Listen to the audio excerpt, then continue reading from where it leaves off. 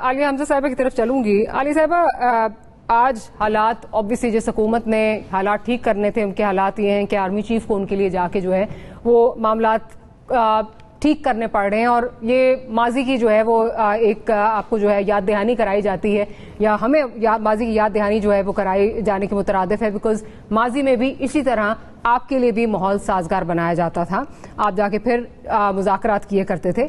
But strange بات یہ ہے کہ آج آپ لوگ حکومت سے تو پوچھیں گے, لیکن آج آپ لوگ یہ اس پہ اعتراض کر رہے ہیں کہ یہ آرمی چیف کی ڈومین نہیں ہے, آرمی چیف کو یہ کام نہیں کرنا چاہیے. ملک میں اس وقت حال یہ ہے کہ جو حکومت وقت ہے اس سے چیزیں سنبھل نہیں رہی, جو اپوزیشن ہے یعنی کہ آپ لوگ جو ہیں اس وقت آپ ایوانوں سے باہر ہیں, اپنی ایگو سے آگے آپ کو کوئی چیز نظر نہیں آ رہی, تو آپ کیا ایکسپیکٹ کرتے ہیں کہ آرمی چیف جو ہے وہ نیرو کا کام کریں گے کہ بیٹھ کے جو ہے وہ بانسری بجاتے رہے اور ملک اس طرح ڈوبتا رہے؟ What's the problem here? بسم اللہ الرحمن الرحیم. Thank you doctor Maria. Doctor Maria, میں نے آج جب یہ خبر پہلے پڑھی, ایک دفعہ پڑھی, دوسری دفعہ پڑھی, تیسری دفعہ جب میں نے پڑھی تو بطور پاکستانی واقعی میرا سر شرم سے جھک گیا, کیونکہ ایک ملک جو ایٹمی طاقت کا حامل ہے, پاکستان کی چھٹی بڑی فوج ہے ہمارے پاس, دنیا کی بہترین ایئر فورس ہے ہمارے پاس, بڑی فوج ہے ہمارے پاس, 22 کروڑ کا ایک ایسا اسلامی ملک ہے جو پورا اسلامی بلاک بنا سکتا ہے, اور یہ ایک ایسی ایک واحد اسلامی ایٹامک ملک ہے, اور صرف 4 مہینے میں وہ ڈیفالٹ کے قریب ہے, اور ان کے چیف آف آرمی اسٹاف کو منتیں کرنی پڑی ہیں امریکی ڈپٹی اسٹیٹ کی کہ جی آپ آئی ایم ایف سے کہیں کہ ہمیں پیسے ریلیز کر دیں.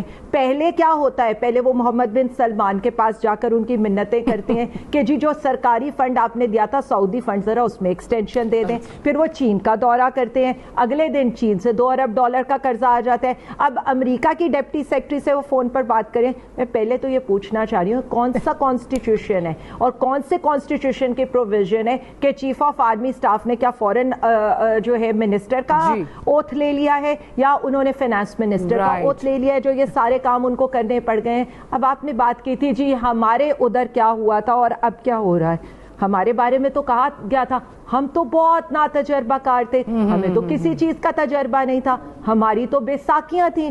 ان بے ساکیوں کے باوجود, ہماری بے ساکیوں کے باوجود عمران خان کا جو سٹیچر تھا یو این کے اندر جو تقریر کی تھی وہ بھی شاید چیف آف آرمی اسٹاف نے جا کر کرائی ہوگی. او آئی سی کے 2 اجلاس 2 مہینوں کے اندر جو کیے تھے وہ بھی انہوں نے کرائے ہوں گے. اور رشیا کا دورہ, جس دورے کے بعد سستا تیل لینے گئے تھے, بعد میں ہمیں یہ پتا چلا ہمارے ملک کو اتنے سستے میں بیچ دیا گیا, اس کے اوپر تو یہ کہا گیا تھا کہ عمران خان صاحب کا یہ اکیلا فیصلہ تھا.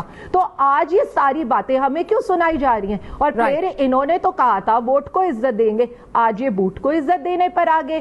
سیولین بالادستی اور وہ جو تجربہ کاری کا چورن ہم 35 سال سے سنتے آئے تھے, وہ تجربہ کاری آج اتنی ہو گئی کہ $250 پہ سنبھلنے سے نہیں سنبھل رہا. مہنگائی کی شرح 37.76% پر پہنچ گئی ہے. اسٹاک مارکیٹ یہاں پر گر گیا ہے, ایکسپورٹس گر رہی ہیں, ریمیٹنسز گر رہے ہیں. اس کے علاوہ بجلی کی قیمت کل $10 بڑھی ہے, $36 کا انہوں نے خود یونٹ کر دیا, جس میں ٹیکسز ڈالیں گے تو ظاہر ہے وہ $50 کا ہو جائے گا. ایل این جی کے اب عالی صاحب کافی لمبی چوڑی چارج شیٹ ہو گئی, میں آپ کو انٹرپٹ نہیں کرتی, لیکن مجھے ایل این جی نہیں چارج شیٹ لمبی نہیں ہے, چارج شیٹ لمبی نہیں ہے, چارج شیٹ ہے, یہ لمبی نہیں ہو سکتی کیونکہ ایل این جی کا کانٹریکٹ ان کا لینے کے لیے کوئی تیار نہیں ہے, ان کی بڈ لینے کے لیے کوئی تیار نہیں ہے. اس کے علاوہ بلومبرگ کی آج کی رپورٹ ہے, وہ آپ کو کیا کہہ رہے ہیں, وہ یہ کہہ رہے ہیں لیکن علی صاحب چلے یہ تو میں نے چیز سنی, لیکن مجھے یہاں پہ تھوڑا سا نا یقین دہانی.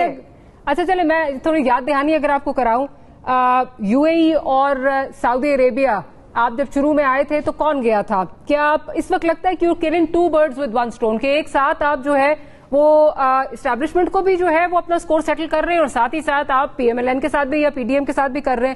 بزنس مین سے کب آرمی چیف جب ملے تھے تب آپ کو یہ چیزیں یاد نہیں آ رہی تھی کہ جس وقت بزنس مین جا کے ملے تھے تو آپ کو اس وقت یہ چیزیں یاد نہیں آ رہی تھی؟ رشین آئل کا جو آپ بات کر رہے ہیں وہ تو رشین ایمبیسڈر نے اس کی ساری کلی جو ہے وہ کھول کے رکھ دی ہے. کیا بات کر رہی ہیں آپ؟ وہ ساری چیزیں جو ہے جی جی میں وہی بات کر رہی ہوں جو رشین ایمبیسڈر نے بتا دیا تھا کہ ہم نے ان کو کہا تھا انہوں نے اپریل کے شروع کے اندر ایل سی اسکول کے اندر سن لیجیے گا بڑے آرام سے. میں یہی بتانا چاہتی ہوں, میں بتانا چاہتی نہیں میں اب ایک سیکنڈ, میں نے بڑا سنا ہے اسی میڈیا سے, میں آج اسی میڈیا کو ایک بات بتانا چاہتی ہوں. میں یہ بتانا چاہتی ہوں کہ جب چیف آف آرمی اسٹاف کے پاس, نیوٹرلز کے پاس, اسٹیبلشمنٹ کے پاس خان صاحب گئے تھے, اور خان صاحب کیا گئے تھے, خان صاحب نے پیغام پہنچایا تھا کہ آپ جن کو مسلط کرنے لگے یہ ملک دیوالیہ ہو جائے گا. پھر شوکت ترین صاحب کو پیغام دے کر بھیجا تھا,